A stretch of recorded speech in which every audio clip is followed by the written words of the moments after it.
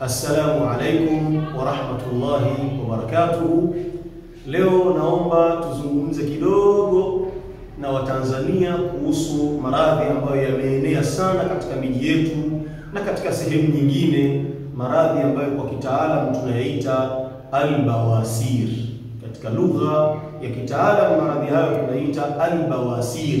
Kwa Kiswahili yanaitwa hivyo hivyo, bawasiri au mgoro. Kwa wale watu wa kijijini kidogo wanayatambua maradhi hayo kwa jina la mgoro, lakini katika lugha ya shuleni, sasa tukienda shuleni kwenye kusoma, tunaita hemorrhoids disease, maradhi ya mgoro au bawasiri. Bawasiri ni nini?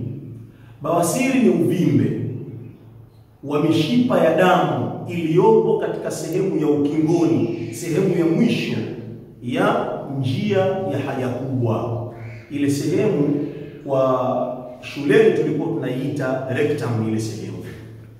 Lakini pia ni uvimbe pia unaopatikana katika sehemu au katika lile tundu la nchi, katika lile tundu la haja kubwa. Lile tundu la haja kubwa pale, lile tobo la haja kubwa, panapatikana mishipa ya damu pale, inavimba mishipa ile, ndio inatokea kitu kinaitwa bawasiri. Lile tundu pale katika lugha ya kitaalamu tunaita halqatu ad-dubur, na katika lugha ya shuleni inaitwa anas ile sehemu.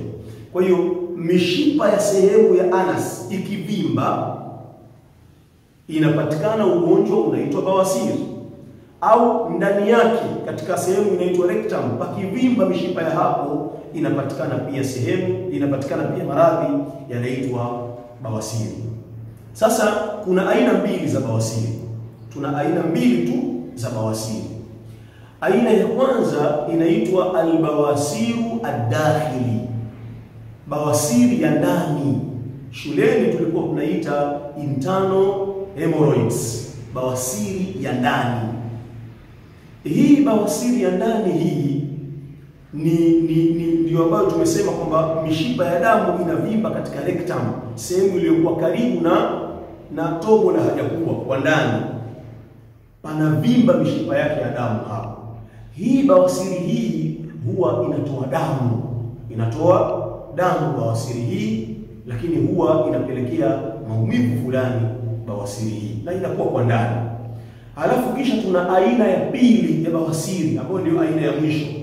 Bawasiri hiyo inaitwa al-bawasiru al-kharijiyu, bawasiri ya nje, bawasiri ambayo inatoka nje, au kwa lugha nyingine ya kitaalamu pia tunaita al-bawasiru al-dhahiriyu, bawasiri ya dhahiri sasa, ambayo hii kwa lugha ya shuleni inasemwa ni external hemorrhoids disease, external hemorrhoids disease. Hii inakuwa nje, maana yake ni ile mishipa ya katika anas, mishipa ya damu iliyopo katika anas inavimba mishipa ile. Ikishavimba mishipa ile inasababisha hiki kitu kinaitwa ugonjwa na maradhi ya bawasiri. Hii bawasiri hii hupelekea kupata uvimbe fulani katika sehemu ile ya halqatu dubur. Kunapatikana uvimbe ambao mtu anaweza akaugusa, anaweza akauhisi uvimbe ule, anaugusa ima katikati pale au pembezoni humu, anakihisi kile kinyama pale, anakigusa, na uvimbe huu huwa unawasha sana. Kuna baadhi ya wakati unakuwa unawasha mno, na kuna wakati mwingine uvimbe huu unakuwa unauma hatari mpaka mtu anashindwa hata kukaa kitako, hawezi, kutokana na vile unavyomuuma ule uvimbe. Na wakati mwingine ule uvimbe pia unakuwa unatoa damu.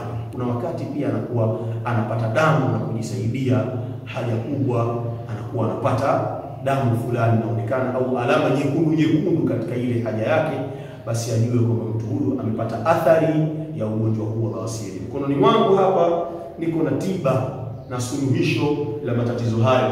Dawa hii inaitwa Hemorrhoids Cure. Ni dawa nzuri sana kwa changamoto hizo. Iko dawa ya kunywa katika uji ambayo ni hii, lakini pia tunayo dawa ya kupaka ya mafuta. Hizi dawa hizi ni dawa nzuri sana kwa matatizo haya, na kipo kichupa kingine kidogo ambacho pia kinajazia dozi hii, ambacho hapa siko nacho, lakini kipo katika kujazia dozi hii ya dawa hizi tatu. Mtu akizitumia ni suluhisho zuri kwa matibabu ya ugonjwa wa bawasiri. Mlikuwa na mimi katika muda huu Dr. Sangwa, mtaalamu wa tiba na ushauri kuhusiana na maradhi na tiba zake za kiasili. Wassalamu alaikum wa rahmatullahi wa barakatuh.